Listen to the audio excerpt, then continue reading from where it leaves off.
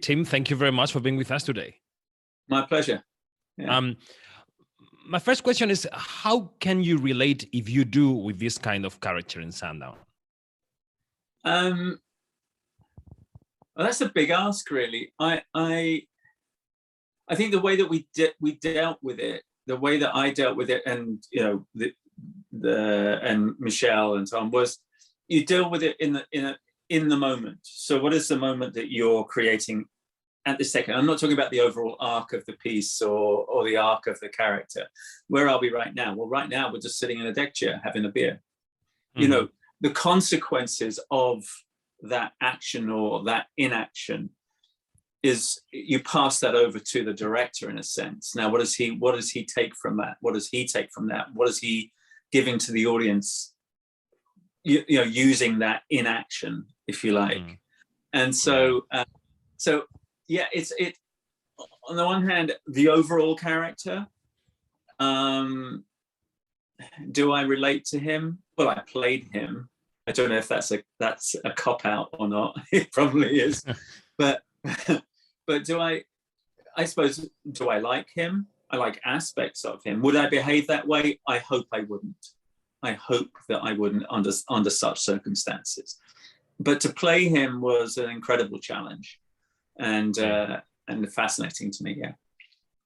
I have a confession to make here. When I see these kind of characters on the screen that they go somehow off road, I feel envy, but I'm a coward. I say, oh, I couldn't do that. I never could do that. Do you share these two feelings? Yeah, I mean, he comes from a position of incredible privilege. So when we discussed his background, and for example, we use the Murdochs, or such incredible power and wealth, and being born into that, and never having really felt any consequences of his actions before this point. And so then the way that he behaves is, I suppose, he feels utterly justified. I mean, he comes from incredible wealth and incredible privilege. And so I don't think he's ever been taken to task for his actions before, and doesn't expect to be probably at this point. There's something has happened to him, and this is the way that he has chosen to deal with it. And that is intriguing as an audience, as a spectator, and going on this journey with him. It's intriguing, it's fascinating, it's disgusting, it's terrifying on many levels. I mean, but he knows no better. He made a decision.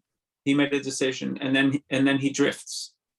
Yeah, I know. It's a difficult one, isn't it? It is. Very difficult. I mean, it's tricky. I wanted to ask you about Michel's work on the set, and from that, I would like to ask you to go to the topic of how do you like your directors? How do you like them? So from Michel to the general category, Well, that's a tricky one.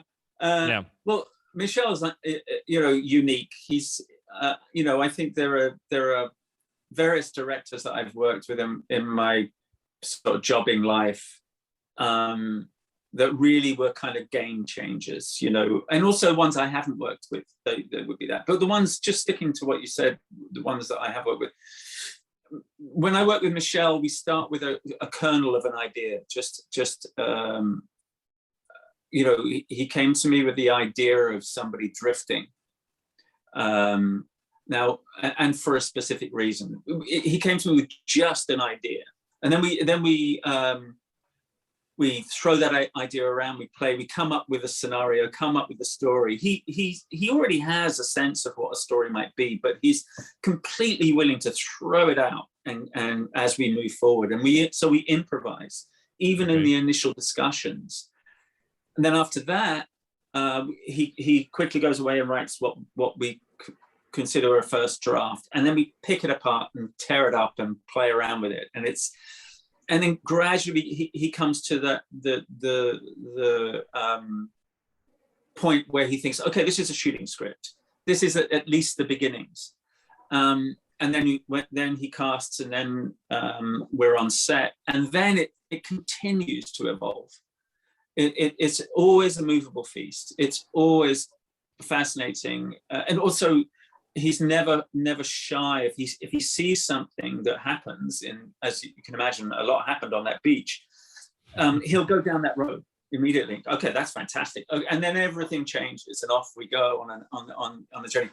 We have a beginning, a middle, and an end up to a point. We have scenes that we will be playing, but he's never afraid. He's never afraid to change direction so he's unique, I think. And it's a really, really strong sense of collaboration.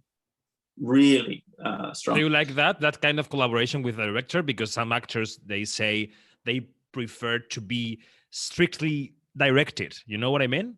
Oh, again, that depends. Sometimes that can be infuriating. If you have, okay, stand there, say this, move over there, say that, do that. And I've worked with those.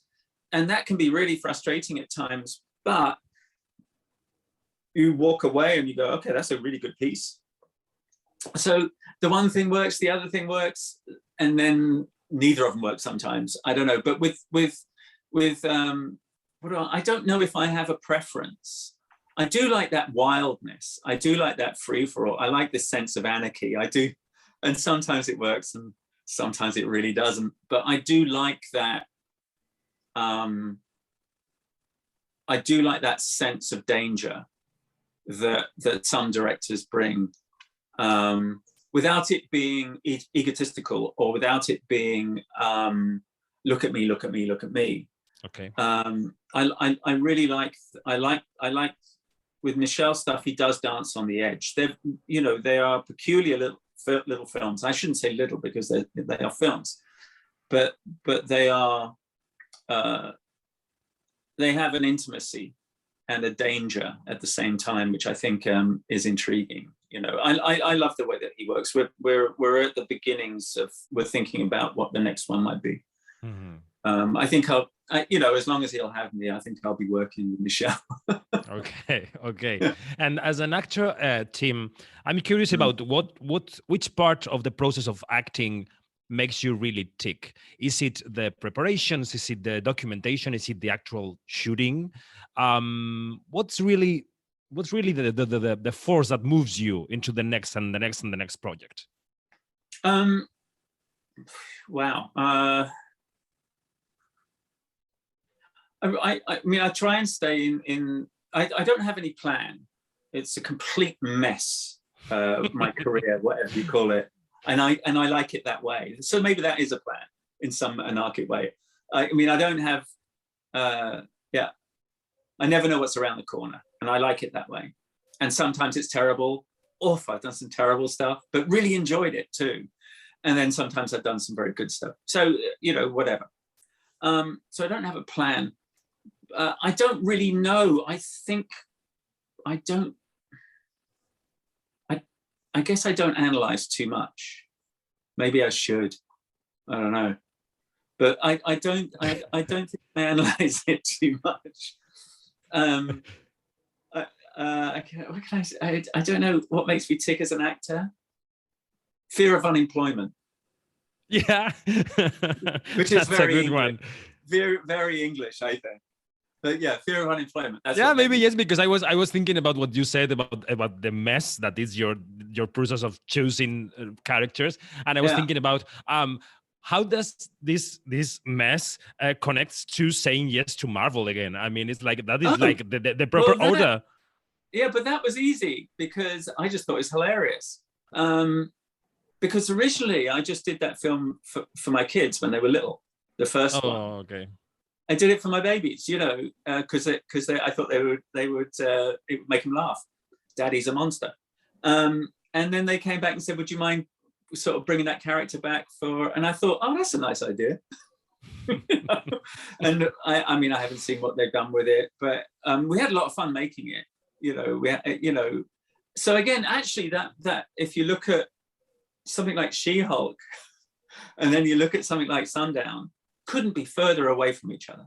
And that is a very good example of where my so-called career has where it lies. You know, I kind of like it that way. And the next things that I'm doing, the ones that I've got coming out are very, very different. And then the next things that I'm doing couldn't be further from each other. So Right. yeah, a lot of fun. I think our time is up, Tim. Okay. Thank you so much. It's been very All nice. right, take care in Cannes. Have fun. Thank you. I will. Okay. Cheers, Bye. pal.